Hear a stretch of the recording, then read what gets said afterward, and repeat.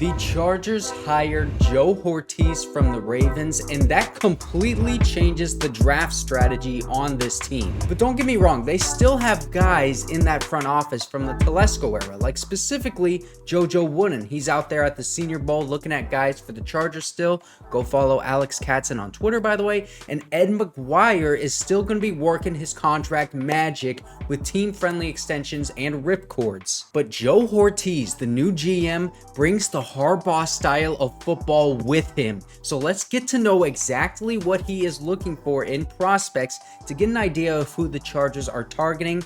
And I found a ton of great insight here. So make sure to like and subscribe if you do enjoy this content, bro. It helps me out so much. And now, let's hear what Joe Hortiz had to say when scouting players specifically for his coaches. We look at a player and evaluate him for our team and how he fits our team. And then we bring the coaches in and they validate it, or they say, we'll get into discussions like, I don't know if he's a fit. You want to see disciplined players. You want to see, especially defensive players, offensively too. But, our scheme is such a defined scheme in the sense of being disciplined, maintaining your gap integrity, playing together, and then as a result, playing as one. So when you find guys on film that say, that do the right thing over and over and over, and understand gap integrity and understand technique, you get excited about them. Joe Hortiz here is sounding exactly how Jim Harbaugh sounded yesterday in that press conference.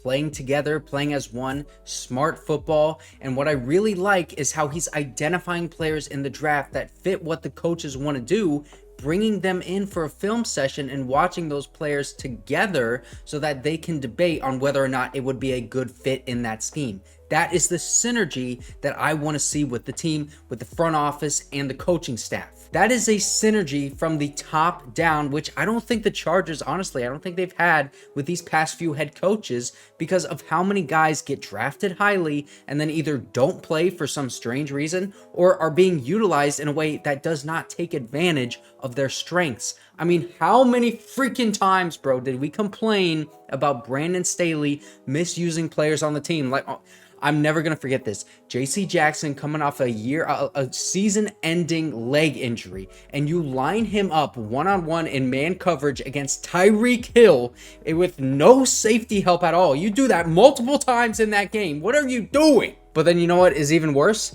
Making Derwin James look like an average safety for an entire season. And then also, how many times did we complain about Anthony Lynn not playing guys that we thought deserved to be out there? Like, remember Desmond King, Tyron Johnson, Jatavis Brown, and then the whole Justin Herbert is a backup quarterback for a reason before he went out and broke basically every single rookie quarterback record with not even playing the first game of the season. I also really love him talking about the team's defensive scheme, highlighting gap integrity and technique, which aren't the flashy plays that you're going to see on ESPN, but it's the guys typically in your front seven that are doing the dirty work and allowing the defense to succeed because of their ability to fill the gaps quickly and not give up too much ground to the offensive line. I think the Chargers are definitely going to draft an offensive lineman here, so look for Byron Murhpy from Texas, but he's probably going to go in like the middle of the first round, so maybe even T'Vondre Sweat from Texas as well.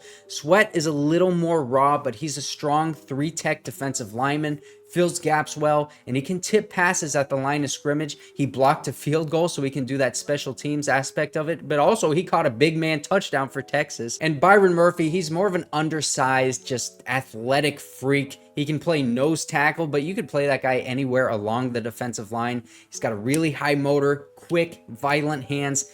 He is one of my draft crushes, Byron Murhpy. But also, if you want to look later on in more realistic options, I think on day 2, Kris Jenkins from Michigan, one of Jim Harbaugh's guys, he's going to be there. And Maason Smith from LSU, he made Bruce Feldman's freak list as well. He's a quick gap filler, plays with really good leverage despite how big he is, and he can set the edge, and he's got a nice spin move in pass rush, so he can play both the run and the pass. But what about the offensive line? When you watch them play, they play physical and they play strong. So it's probably more the core strength and the power than it is the size. Now, ideally, the bigger the better, but you can find a player who may not be as imposing physically, but plays with the core strength and the power and the control. Like if you look at a guy like Yanda, He was probably never over 315 ever in his career, but he was so strong and just he had those vice grip hands and the core strength. And even when he was 307, he was moving guys off the ball because he had the core, the leverage, and the mentality. So that's what we look for. I'd say that's the biggest thing we look for in terms of offensive linemen, that physical mentality. And obviously we're running the ball a lot, so we want guys that can come off and knock you back. So, the bigger guys, you can see it a little bit more on. The smaller guys, you have to look for it, and maybe it's not as common, but they're out there. Strong and physical up front, so size does not matter as much as those two traits for offensive linemen. Rashawn Slater, as a prospect, was criticized for being too short at left tackle, and his arm length wasn't ideal either. That pick worked out really well. Another great example is Tyler Linderbaum at center for the Ravens. Joe Hortiz actually drafted him. He was under 300 pounds, undersized lineman as well, but he was the best athlete at offensive line that year and played with great leverage that fit the Ravens' zone run scheme perfectly. And he said it's more about core strength rather than the size. And core strength to me is the ability to anchor yourself as an offensive lineman. And the three things that he looks for is core strength, leverage, and mentality. So, who has those traits in this year's class? Well, one of my favorite guys, bro, that I think is going to end up probably going in the middle of the first round, Jackson Powers Johnson, the center from Oregon. He has got a mean streak, and he's been playing well in the Senior Bowl week, but man, he just explodes out of his stance, gets to the second level so fluidly, and in pass protection, he anchors well consistently. He fits everything that Joe Hortiz wants in an offensive lineman. I have no doubt in my mind that he loves this guy. And the Chargers, they have a huge hole at center now with Corey Linsley retiring. If the Chargers trade down or even trade back up into the back end or middle of the first round, this is the guy. 100%. He is another one of my draft crushes. And you know who else went to Oregon? Justin Herbert. Coincidence? I think not. But a little more realistically here, if we don't have any trades, Drake Nugent, the center from Michigan, another Jim Harbaugh guy, target later in the draft, probably on day 3, maybe high end of day 3, like 4th or 5th round. He's got a mean streak, uses leverage well, but another guy that fits really well with the Harbaugh style is Sedrick Van Pran from Georgia. He's a very smart center, reacts to stunts and blitzes well, and that alone, bro, that would have saved us a lot this past season. But he's also a mauler with really quick hands. He latches on well. I mean, I think offensive line, just as an entire position group, it's pretty deep this year, so we don't really need to draft that position highly. But remember, in this video, Joe Hortiz said it's never a bad idea to draft an offensive lineman anywhere at any spot in the draft. And Jim Harbaugh brought up the offensive line several times yesterday in that press conference and mentioned you can't do anything on offense without a good offensive line. So don't rule out offensive line at any pick, even number 5 overall. And I'd say if we draft an offensive lineman at number 5 overall, Joe Alt should probably be the guy from Notre Dame. He's easily the best offensive lineman in this class, in my opinion. But also, Justin Herbert, he could use a better offensive line, but he could use some more weapons too. So what is Joe Hortiz like in a wide receiver? The one thing for wide receivers that's probably the biggest challenge is the mental aspect of the game, because again, you're getting a lot more coverages thrown at you, a lot more defensive concepts, and it's happening much faster. So they got to be able to process that fast, just their feel for the game and their ability to react quick and break things off, and settle in the right spot or bend the route the right depth. They just, as all the parts are moving, they're able to adjust their game. And I think that's critical for wideouts to have success, because if you're thinking about that, you're not thinking about catching the ball. And I think that might be one of the things that gets talented wideouts, kids with talent who do catch the ball pretty well, but then as the game gets too fast for them, they're thinking about everything else and they're forgetting the most important thing which is catching the football. So the most important thing in a wide receiver, catch the ball. And if we look purely at what Joe Hortiz wants, it is Malik Washington from Virginia. This is an undersized wide receiver, 5'8", man. He is shorter than me, but he is a yak machine, and he is getting Deebo Samuel comps, bro, okay? He's another one of my draft crushes. He has 711 yards after catch, which is 4th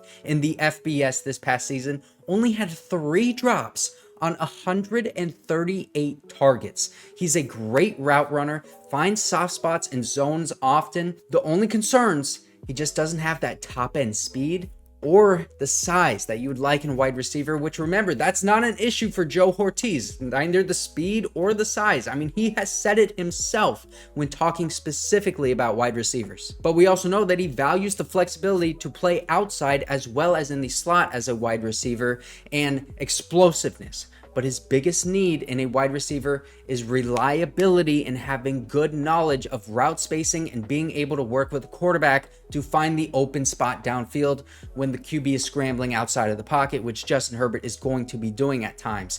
That's what he's talking about when he says the feel and the mental aspect of the game. Think of how like Keenan Allen, Cooper Kupp, CeeDee Lamb, Deebo Samuel, how they often find themselves just like wide open. They have high route running knowledge and understanding of where to find gaps in defenses and just sit there for their quarterback. At the top end, like number 5 overall, Rome Odunze. He's that kind of guy. He's on Bruce Feldman's freak list as well, and he does everything right, man, as a wide receiver. The only area that he struggles is his hands when working off of press coverage, but he's getting like Larry Fitzgerald comps for a reason.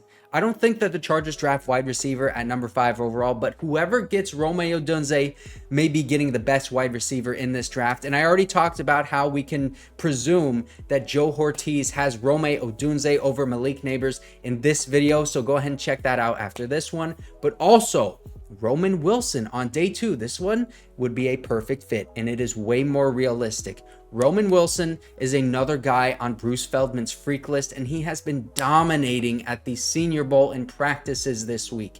He tracks the ball so well and has really nice short area quickness, which you can see in his routes, and he has high-end speed as well as size. This guy's 6 foot and can make the contested catch, but can also run a 4.3 40. Everything about Roman Wilson screams Wes Welker, Julian Edelman type of guy, but in a freaky athlete's body. He accelerates, but also decelerates at an elite level, which is crucial in route running, your ability to decelerate. And I didn't even mention, this is a Michigan dude. Okay, we already know this is a Harbaugh dude. Draft Roman Wilson or Malik Washington on day 2, bro. I am going to make a mock draft soon with a bunch of my guys because these are 2 of my guys. And I'm giving you a ton of great prospects in this video to look up that all have legit shots at being drafted by the Chargers if we are just going off of what Joe Hortiz wants and what Jim Harbaugh runs. And if you want to see a little bit more about what Joe Hortiz had to say about draft prospects, you can click right here.